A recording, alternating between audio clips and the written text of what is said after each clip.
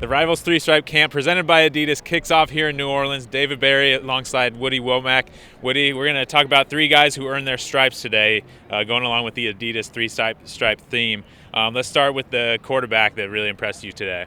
Yeah, it was Justin Rogers. He's ranked in the top 100. This is a guy that, hey, it's controversial. Some of the analysts maybe don't think he should be in the top 100. He comes out here today. We had QB guru Steve Clarkson came all the way from California to see him and said he lived up to the hype. So guess what? He's headed to the 5-star challenge. We gave him that invite. And, when you look at him, he was comparing him to E.J. Manuel, who had a great career at Florida State and was a first-round pick. So, that's high praise. Maybe he hasn't done so great in the NFL, but guess what? We're not worried about that right now. And he had a great day, cut through the wind. It's really windy out here, but that's when the cream rises to the top, and that's what Justin did today.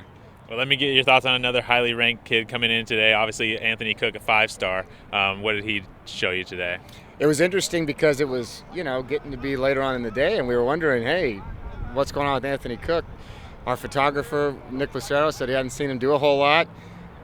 We challenge him. Guess what? He steps up. Next rep is an interception. He picks it off on the sideline, and from then he was locked in and really lived up to that 5-star billing. He looks bigger, he looks faster, he looks stronger than when we saw him at the 5-star challenge last summer when he was a dominant force. So, for me, being from the Atlanta area, home of the best DBs in the country, to see a guy like that from Texas come in and look terrific, I think he deserves that spot where he is right now. Well, and the last guy who earned his stripes and earned offensive line MVP, Kardell Thomas, tell us about his performance today. Well, boy, this guy, he's mean, He's a nice kid when you're talking to him, but once he steps in there in those reps, he's tossing kids to the ground, and we saw it again today. He was an internet legend after the Army Combine. The video of him made the rounds, got a ton of views, and here he was today doing it again. And it's good for an offensive lineman when after one rep the defensive linemen start backing up like we don't want to go against him again. And even our D-line MVP called him out. They went head-to-head on the last rep of the day, and unfortunately for the D-line MVP, it was Cardell winning again. So he's committed to LSU. It's early. He's a 2019 kid, but he looks great.